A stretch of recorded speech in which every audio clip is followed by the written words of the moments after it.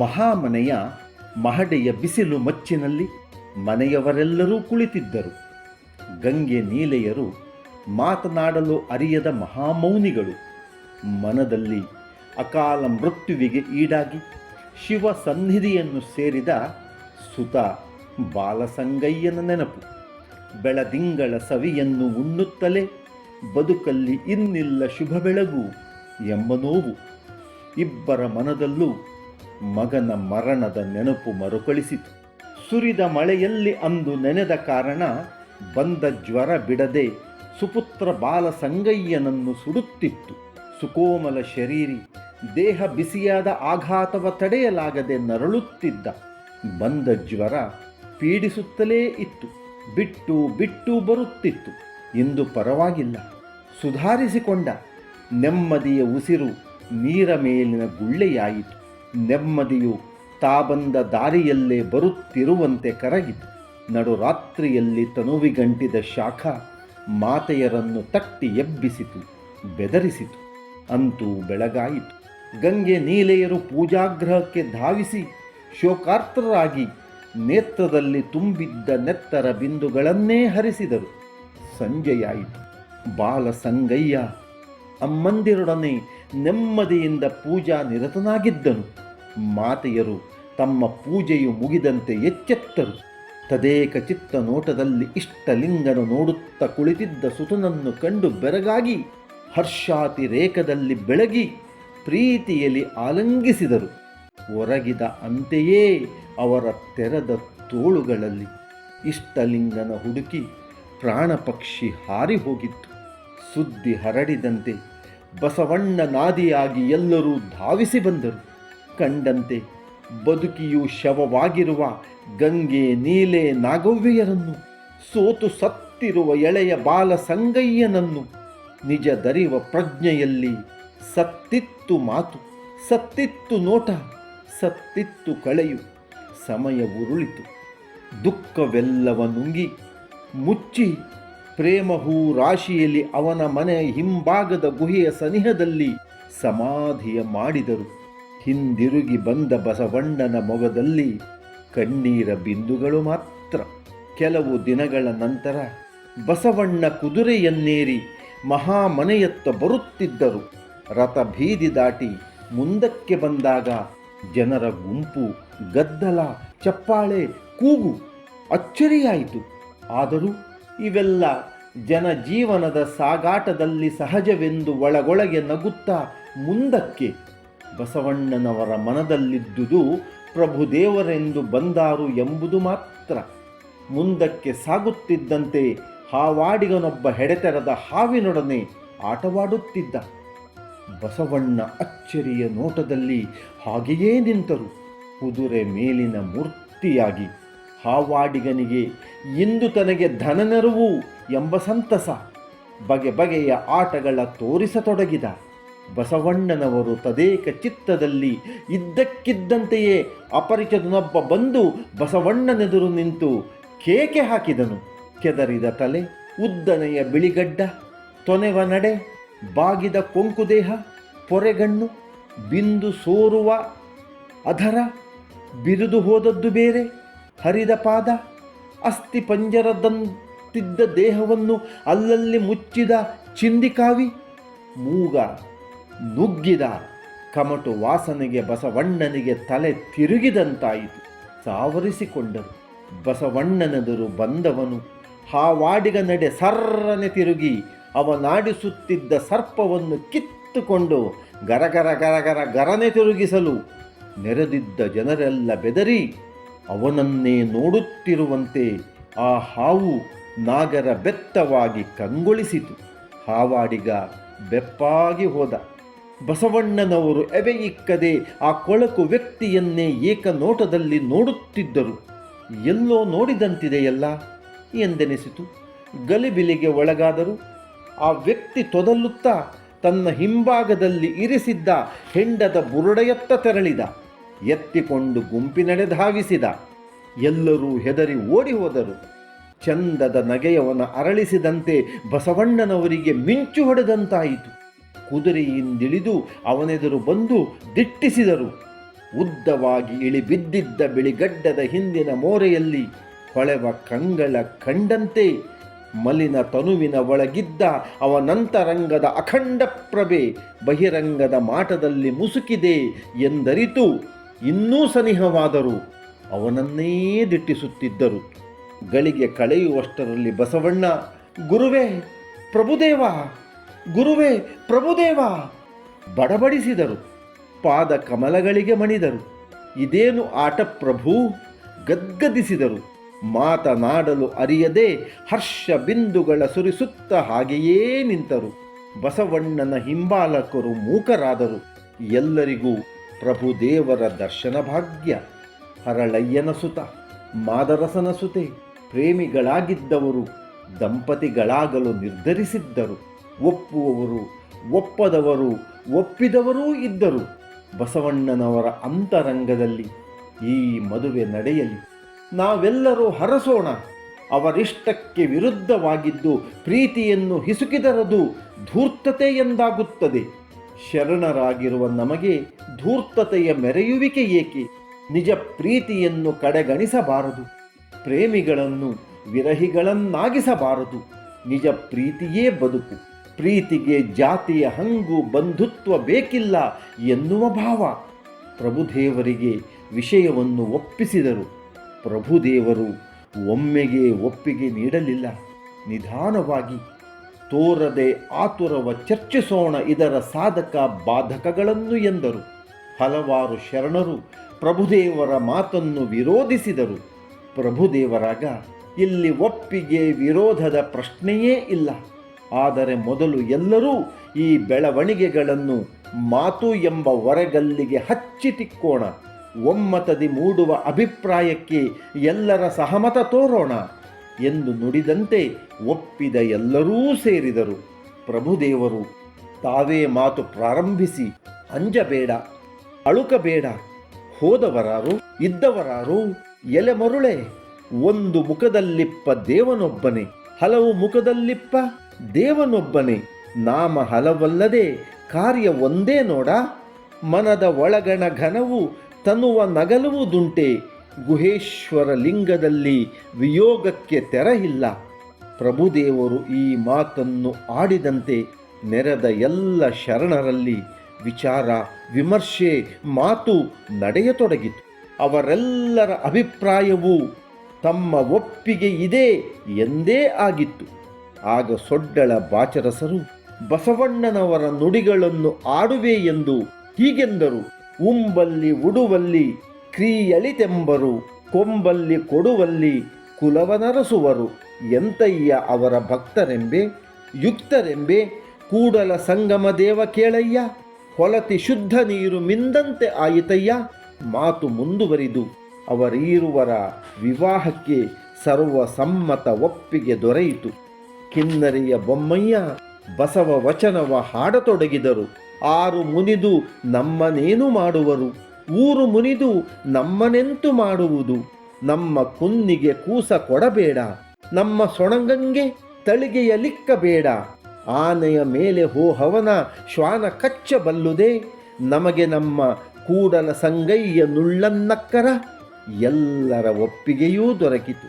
ಹೊರಗೊಳಗೆ ಬೆಳಗಿರುವ ಅಖಂಡ ತೇಜೋರಾಶಿ ಹುಣ್ಣಿಮೆಯ ಚಂದ್ರನಾಗಿ ತೋರಿ ನಿಜ ನಿಲುವ ಭವ್ಯದ ಇಷ್ಟಲಿಂಗವನ್ನು ಪ್ರಸಾದಿಸಿತು. ಅನುಭಾವಗೋಷ್ಠಿ ಮುಗಿದಂತೆ ಪ್ರಭುದೇವರು ಬಂದವರು ತಮ್ಮ ಕೋಣೆಯಲ್ಲಿ ಅರಿಯದ ಚಡಪಡಿಕೆಯಲ್ಲಿ ಶತಪಥ ತಿರುಗಾಡುತ್ತಿದ್ದರು. ಬಸವಣ್ಣನವರು ಒಳಬಂದು ಗಮನಿಸಿ ಚಿಂತಿತರಾದರು.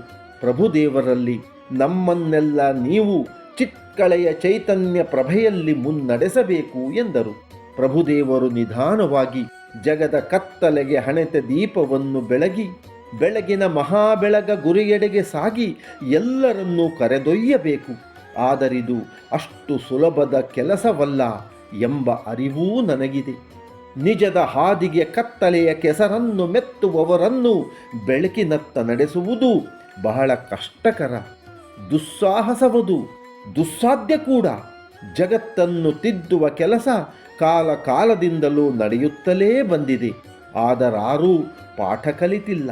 ದ್ವೇಷಕ್ಕೆ ದ್ವೇಷ, ವೈರಕ್ಕೆ ಕಡುವೈರ, ಕೊಲೆಗೆ ಕೊಲೆಯೆಂದೇ ನಡೆದವರು ಎಲ್ಲರೂ.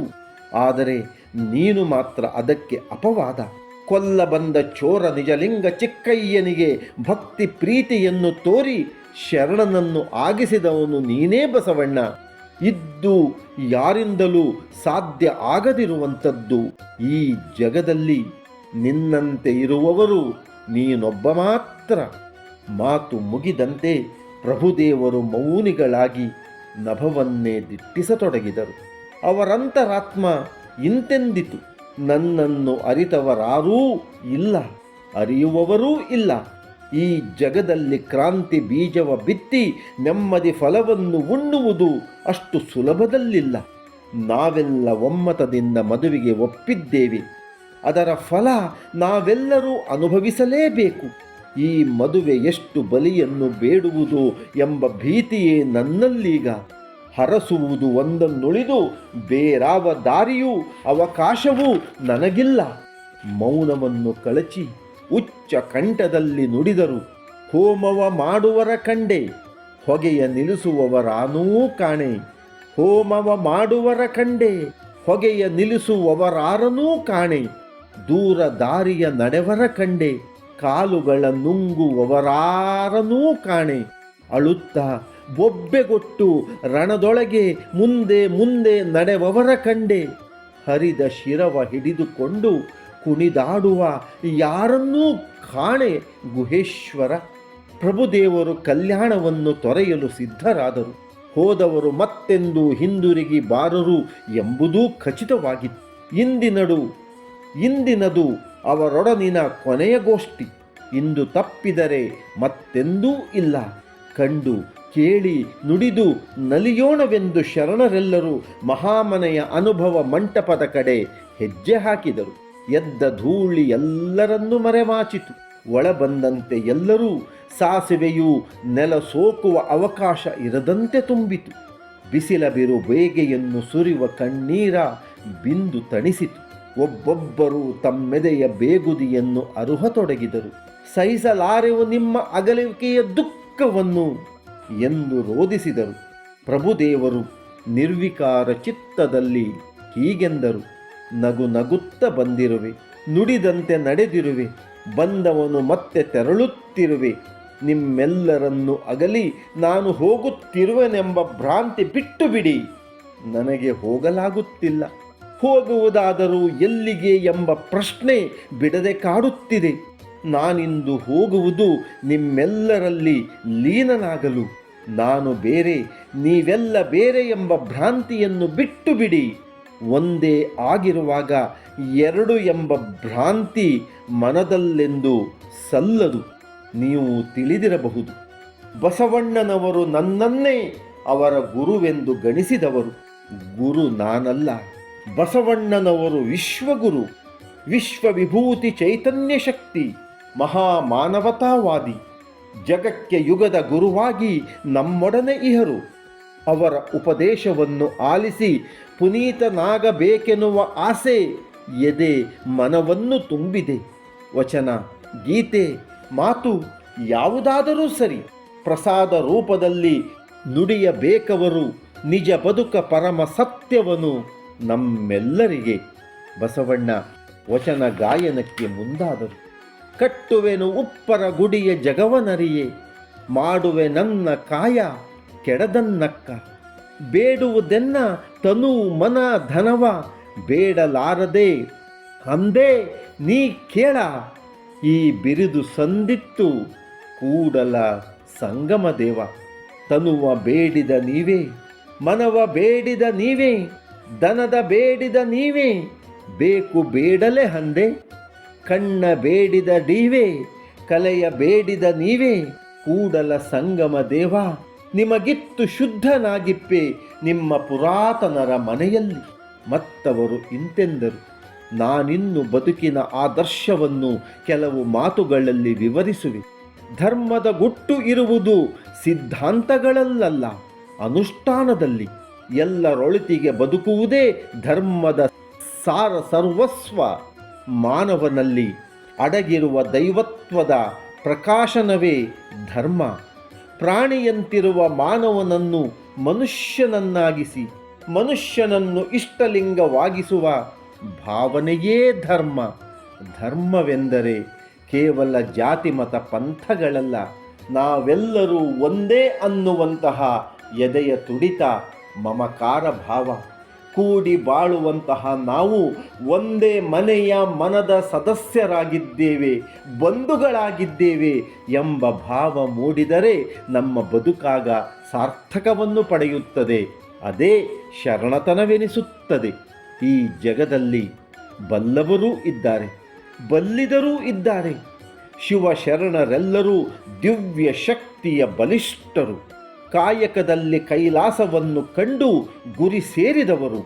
ಈ ಜಗತ್ತಿನಲ್ಲಿ ಸ್ವಾರ್ಥವೇ ಅಧರ್ಮ, ನಿಸ್ವಾರ್ಥವೇ ಧರ್ಮ.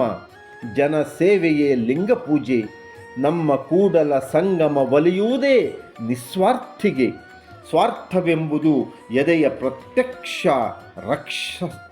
ಸ್ವಾರ್ಥ ಎಂಬುದು ಎದೆಯ ಪ್ರತ್ಯಕ್ಷ ರಾಕ್ಷಸ. ಸ್ವಾರ್ಥಿಯು ಅನವರತ ಕಾಡುತ್ತಾನೆ. ಬದುಕಿಗಾವ ಸುಖ ಸಂತೋಷವನ್ನು ಕೊಡಲಾರನು. ಮಾಡಿದ ಉಪಕಾರವೇ ಇಮ್ಮಡಿ ಲಾಭ ಕೊಡುವಂಥದ್ದು. ನಮಗದರಿಂದ ಸುಖ ಶಾಂತಿ. ಹಾಗಾಗಿ ಮಾನವರಾಗಿ ಜನಿಸಿ ಶರಣರಾಗಿರುವ ನಾವು ಕೇವಲ ನಮ್ಮ ಲಾಭಗಳ ಮಾತ್ರ ಯೋಚನೆ ಮಾಡದೆ, ನಾವು ಮಾಡುವಂತಹ ಸತ್ಕಾರ್ಯಗಳಿಂದ ನಮ್ಮೊಡನಿರುವ ಜನಸಮೂಹಕ್ಕೆ, ಶರಣ ಬಂಧುಗಳಿಗೆ ಯಾವ ರೀತಿ ಸಹಕಾರ ನೀಡಬಹುದು ಎಂಬುದರ ಬಗ್ಗೆ ಚಿಂತಿಸಿ ಕಾಯಕದಲ್ಲಿ ನಮ್ಮನ್ನು ತೊಡಗಿಸಿಕೊಂಡರೆ ಅದೇ ಶರಣ ಸೇವೆ ಎಂದಾಗುತ್ತದೆ. ಬಸವಣ್ಣನವರ ಮನ ಮುಟ್ಟುವಂತಹ, ತಟ್ಟುವಂತಹ, ತುಂಬುವಂತಹ ಮಾತಧಾರೆ ಮುಗಿದಂತೆ ಮೌನ ಸಾಮ್ರಾಜ್ಯದಲ್ಲಿ ಕೆಲಕಾಲ ಧ್ಯಾನಸ್ಥರಾದ ಪ್ರಭುದೇವರು ಮತ್ತೆ ಕಣ್ತೆರೆದು ಶೂನ್ಯ ಸಿಂಹಾಸನದ ಮೆಟ್ಟಿಲುಗಳನ್ನು ಇಳಿಯತೊಡಗಿದರು. ಇಳಿದು ಎಲ್ಲರಿಗೂ ತಲೆಬಾಗಿ ವಂದಿಸಿ ಹೊರಟರು. ಮೌನ ಮೂರ್ತಿಗಳಾಗಿ ಶರಣರೆಲ್ಲರೂ ಹಿಂಬಾಲಿಸಿದರು. ಮಹಾಮನೆಯ ಪುಣ್ಯವೇ ಪ್ರಭುದೇವರ ರೂಪದಲ್ಲಿ ಹೋಗುತ್ತಿದೆ ಎಂಬ ನೋವು ಎಲ್ಲರಲ್ಲಿ. ಅಂದು ಮಹಾಮನೆಯಲ್ಲಿ ಎಂದೂ ಇಲ್ಲದ ಸಂಭ್ರಮ, ಉತ್ಸಾಹ ತಾನೇ ತಾನಾಗಿ ರಾರಾಜಿಸುತ್ತಿತ್ತು. ಎಲ್ಲರೂ ಮದುವೆ ಸಮಾರಂಭದಲ್ಲಿ ನೆರೆದಿದ್ದರು. ಆನಂದದೊಡನೆ ಆತಂಕವಿರುವ ಮನೋಭಾವದಲ್ಲಿ ಮಧುವರಸ ದಂಪತಿಗಳು ತಮ್ಮ ಸುಪುತ್ರಿಯನ್ನು ಹರಳಯ್ಯ ದಂಪತಿಗಳ ಸುಪುತ್ರನಿಗೆ ಹಾರೆ ಎರೆದರು. ಬಸವಣ್ಣನವರು ಉಕ್ಕಿ ಬಂದ ಆನಂದದಲ್ಲಿ ಒಲ್ಲೆನೆಂಬುದು ವೈರಾಗ್ಯ, ಒಲಿವೆನೆಂಬುದು ಕಾಯಗುಣ, ಆವ ಪದಾರ್ಥವಾದಡೇನು, ತಾನಿದ್ದೆಡೆಗೆ ಬಂದುದ ಲಿಂಗಾರ್ಪಿತವ ಮಾಡಿ ಭೋಗಿಸುವುದೇ ಆಚಾರ. ಕೂಡಲ ಸಂಗಮ ದೇವರನ್ನು ಒಲಿಸಬಂದ ಪ್ರಸಾದ ಕಾಯವ ಕೆಡಿಸಲಾಗದು. ಶರಣರೆಲ್ಲರೂ ಒಂದಾಗಿ ಅಣ್ಣನವರು ಸವಿನುಡಿಯ ಉಣಿಸನ್ನು ಉಣಿಸಬೇಕು.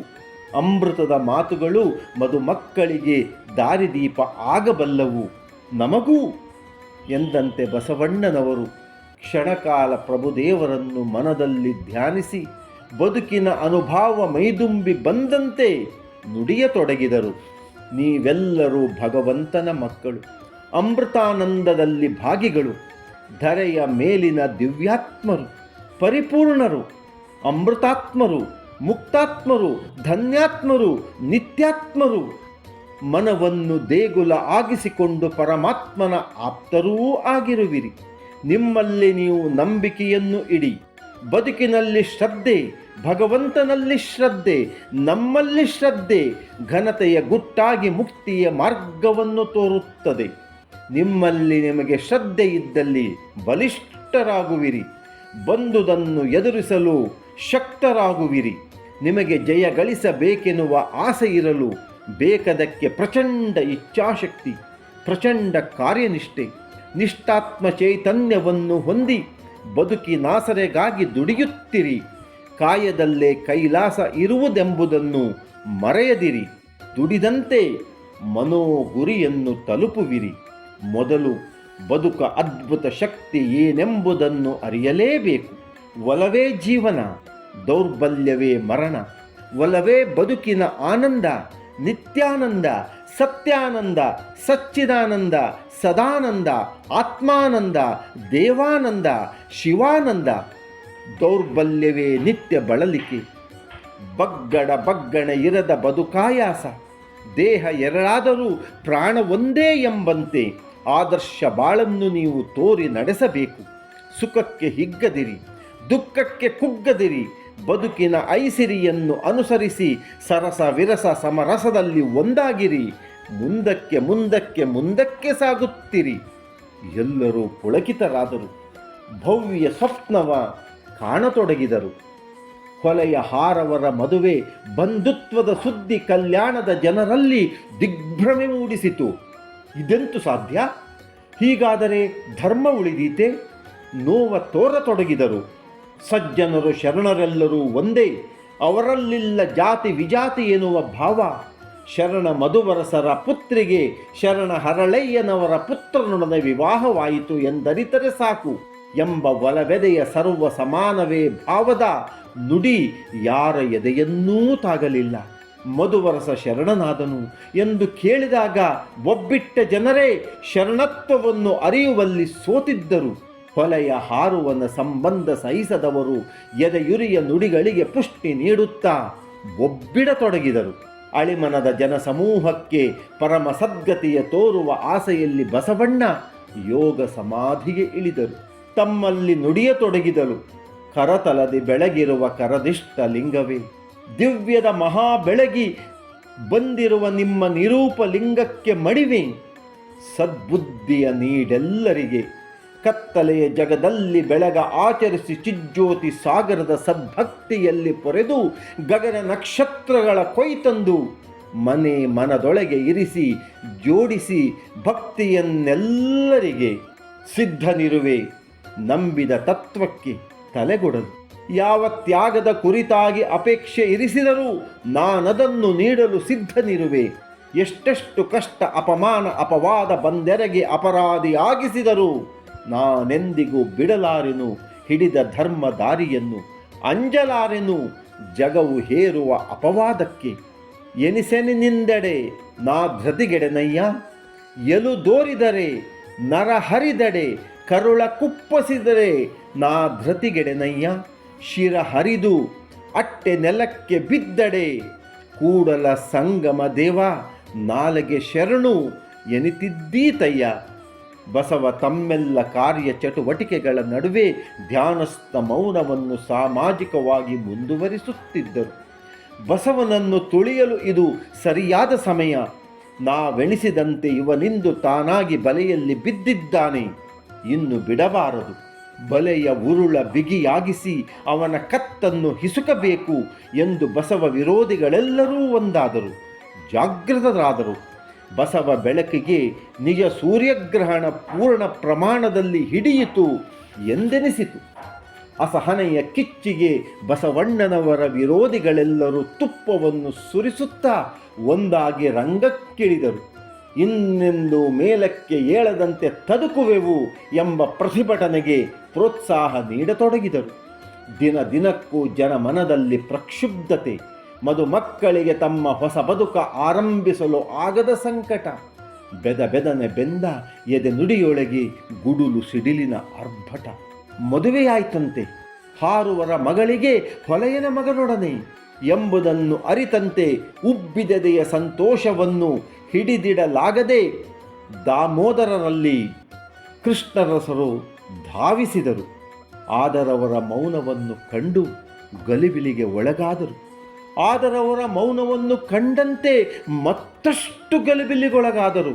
ಕೃಷ್ಣರಸರು, ಪಂಡಿತರೇ, ಇದೇನು ಜಗಗೆದ್ದ ಹರುಷದಲ್ಲಿ ಗಳಲುತ್ತಿಹಿರಿ ಏನೇನನು? ಬಸವಗೂ ಮಿಗಿಲಾದ ಆನಂದ ನಿಮಗಾಗಿದೆ ಎಂದೆನಿಸುತ್ತದೆ ಎನಗೆ ಎಂದಂತೆ ಅವರ ಅಂತರಂಗದ ಅರಿವು ದಾಮೋದರರಿಗಾಯಿತು. ಜೋರಾಗಿ ಮತ್ತೆ ನಕ್ಕರು. ಇಂತೆಂದರು, ನನ್ನ ಸಂತಸದ ಕಾರಣವನ್ನು ಊಹಿಸಲಾರಿರ ಕೃಷ್ಣರಸರೇ, ಬೇಟೆಯಾಡಲು ಮಿಗವ ಬೆನ್ನಟ್ಟಿರುವಂತೆ ಕಾಲ್ತೊಡಕು ತಾನಾಗಿ ಬಿದ್ದಿದೆಯಲ್ಲ, ಮೆಳೆಯೊಂದಕ್ಕೆ ರೊಟ್ಟಿಯೇ ತಾನಾಗಿ ತುಪ್ಪಕ್ಕೆ ಬಿದ್ದಂತಾಯಿತು. ಇದರ ಹೊರತಾಗಿ ಬೇರೆ ಇನ್ನೇನಿದೆ ನಮ್ಮ ಬಾಳಿನಲ್ಲಿ ಹರುಷವೆಂಬುದು? ಕೃಷ್ಣರಸರಿಗೆ ದಾಮೋದರರ ಮಾತಾವುದು ಅರ್ಥವಾಗಲಿಲ್ಲ. ಅವರನ್ನೇ ಮಿಕ ನೋಡತೊಡಗಿದರು. ದಾಮೋದರ ಮತ್ತೊಮ್ಮೆ ದೇಹ, ಕಣ್ಣು, ಮನ, ಭಾವನೆಗಳನ್ನೆಲ್ಲ ಮಹಾಬೆಳಕ ಪರಂಜ್ಯೋತಿ ಹೊಳೆಯುತ್ತಿರುವ ಆನಂದದಲ್ಲಿ ಮುಗಿದು ಹೋಯಿತು ಬಸವನ ಕತೆ. ಅವನನ್ನು, ಅವನ ಧರ್ಮಾನುಯಾಯಿಗಳನ್ನು, ಶರಣರೆಲ್ಲರನ್ನೂ ಹೂತು ಹಾಗಲು ಒಳ್ಳೆಯ ಅವಕಾಶ ನಮಗಿಂದು ಎನ್ನಲು ಗರಬಡಿದವನಂತೆ ಕೃಷ್ಣರಸ ಕಂಬದಂತಿದ್ದ. ದಾಮೋದರರು ಮಾತು ಮುಂದುವರಿಸಿ, ನಾನು ದ್ವಾಪರದ ಶಕುನಿಯನ್ನು ಮರೆತಿಲ್ಲ. ಅವನ ತಂತ್ರಗಳನ್ನು ಹೂಡಿ ಶತ್ರುಗಳು ಎಂದೆನಿಸುವವರನ್ನೆಲ್ಲ ಮುಗಿಸಿಬಿಡುತ್ತೇನೆ ಎಂದಂತೆ ಸಿಡಿಲಬ್ಬರದ ನುಡಿಗಳಲ್ಲಿ ಕೃಷ್ಣರಸ ಬೆಚ್ಚಿದ. ಕಲ್ಯಾಣದಲ್ಲಿ ಪ್ರಳಯವಲ್ಲದೆ ಬೇರೇನು ಉಳಿದಿಲ್ಲ ಎಂಬಂತೆ ಸಡಗರಿಸುತ್ತಿದ್ದಾರೆ ಎಂದು ಬೆದರಿದನು. ನಿಧಾನವಾಗಿ, ಸ್ವಾಮಿ, ನಮಗಿದು ಸಾಧ್ಯವೇ? ಬಸವ ಎಂದರೆ ನೆಲದ ಮೇಲಿರುವ ಹುಲ್ಲಲ್ಲ, ಆಕಾಶದೆತ್ತರಕ್ಕೆ ಬೆಳೆದಿಹನವನು. ಬಸವನನ್ನು ಆರಾಧಿಸುವವರ ಸಂಖ್ಯೆ ಲಕ್ಷ ಲಕ್ಷ ಕಲ್ಯಾಣದಲ್ಲೇ ಇದೆ. ಅವನ ಕೂದಲನ್ನು ಸೋಕಲು ಸಾಧ್ಯವಿಲ್ಲ. ಬಸವನ ವಿರುದ್ಧ ನಡೆಯುವವರನ್ನು ಅಬ್ಬರಿಸಿ ಶಿಕ್ಷಿಸಲು ಅವನದೇ ಆದ ಸ್ವಯಂ ಸೇವಾ ಪಡೆಯೊಂದು ಸದಾ ಸಿದ್ಧವಾಗಿರುತ್ತದೆ. ಯಾವುದೋ ಆಮಿಷವ ತೋರಿ ಅವರ ಏಕನಿಷ್ಠೆಯನ್ನು ಬದಲಿಸಲು ಸಾಧ್ಯವೇ ಇಲ್ಲ. ಬಸವನಿಗಾಗಿ ತಲೆ ಕೊಡಲು ಸಿದ್ಧರು ಅವರೆಲ್ಲರೂ. ಕೃಷ್ಣರಸರ ಮನೋಭಾವವನ್ನು ದಾಮೋದರ ಪಂಡಿತರು ಅರಿತರು. ಅವರಿಗೆ ಬಸವರ ಕುರಿತಾದ ಕೃಷ್ಣರಸನ ಆಂತರಿಕ ಅಭಿಮಾನದ ಅರಿವೂ ಮೂಡಿತು. ಮನ ಪರಿವರ್ತಿಸಲು ಮುಂದಾದರು. ಕೃಷ್ಣರಸ, ಇಂದಿನ ಘಟನೆಗೆ ಬಸವನೇ ನೇರ ಹೊಣೆ. ರಾಜ ಬಿಜ್ಜಳರು ಬಸವನನ್ನು ಸಹಿಸಲಾರರು. ನಾವೆಲ್ಲರೂ ಒಂದಾಗಿ ಜನರ ನೆಮ್ಮದಿಯನ್ನು, ಭವಿಷ್ಯದ ಯೋಚನೆಯನ್ನು ಕೆಡಿಸುವ ಕಾರ್ಯದಲ್ಲಿ ತೊಡಗೋಣ. ಭಯ, ಆತಂಕವನ್ನು ಹುಟ್ಟಿಸೋಣ. ಅವರಲ್ಲಿ ನೀವು ಮೌನದಲ್ಲಿದ್ದರೆ ನಾಳೆ ನಿಮ್ಮ ಸಹೋದರಿ ಮಗಳು ಹೀಗೆಯೇ ನಡೆದಾರು ಎನ್ನೋಣ. ಯಾವುದಕ್ಕೂ ಹೆದರದವರು ಸಂಸಾರ ಸಾಮರಸ್ಯಕ್ಕೆ, ಸಾಮಾಜಿಕ ಸ್ಥಾನಮಾನಕ್ಕೆ ಹೆದರುತ್ತಾರೆ. ನಮ್ಮ ಕೆಲಸಗಳಿಗೆ ಸಮಯವೀಗ ಕೂಡಿ ಬಂದಿದೆ. ನಮ್ಮ ಕಾಯುವಿಕೆಗೊಂದು ಫಲಿತಾಂಶ ದೊರೆತಿದೆ. ಎಲ್ಲರ ಎದೆಯಲ್ಲೂ ಸಿಡಿಮದ್ದು ಶೇಖರವಾಗಿದೆ. ಇಂದಿನ ಮದುವೆಯೇ ಅವರದೆಯ ಸಿಡಿಮದ್ದಿಗೆ ತಗಲುವ ಕಿಡಿಯಾಗಲಿ. ಕೃಷ್ಣರಸ ನಿರಾಶಾ ಕೂಪದಿಂದ ಮೇಲ್ಬಂದನು. ಬಸವನನ್ನು ಬಲಿಯಾಗಿಸಲು ಸರಿಯಾದ ಸಮಯವಿದು ಎಂಬ ನಿರ್ಧಾರ ತಾಳಿದನು. ಇಂದಿನ ಅವಕಾಶ ತಪ್ಪಿ ಹೋದರೆ ಮತ್ತೆ ಬಸವನನ್ನು ಕೆಳಗಿಳಿಸುವ ಸಾಧ್ಯತೆ ಕಡಿಮೆ ಎಂದೆನಿಸಿ ಹೂಂಕರಿಸಿದನು. ತಾನೇ ಮೂಜಗದ ಮುಕ್ಕಣ್ಣ ಎಂದುಕೊಂಡನು. ಹೂಂಕರಿಸಿದ ಆರ್ಭಟಕ್ಕೆ ಆಗಸದ ಮೋಡಗಳೆಲ್ಲ ನಡುಗಿ ಒಂದಾಗಿ ತಮ್ಮೊಡಲಿನಲ್ಲಿ ಅವಿತಿರಿಸಿದ್ದ ಸಿಡಿಲು, ಮಿಂಚು, ಗುಡುಗುಗಳ ಹೊರತೆಗೆದು ಸಿದ್ಧವಾಗಲು ಸಂಧಿಯೋ ಸಮರವೋ ಎಂಬ ಚಿಂತೆಯಲ್ಲಿ ಕಲ್ಯಾಣದ ಜನರೆದೆಯಲ್ಲಿ ನಿಲ್ಲದ ತಲ್ಲಣ. ಮುಂದೆ ಗತಿಯೇನು ಎಂದೆನ್ನುವ ನಡುಕ. ನಾಳೆಯನ್ನು ಅರಿತವರು ಯಾರಿದ್ದಾರೆ? ಎಲ್ಲ ಕ್ರೂರ ಮನದವರ ಮನದಲ್ಲಿ ಇರುವುದು ಒಂದೇ, ಬಸವನನ್ನು ಇಲ್ಲವಾಗಿಸಬೇಕು ಎಂಬುದು ಮಾತ್ರ.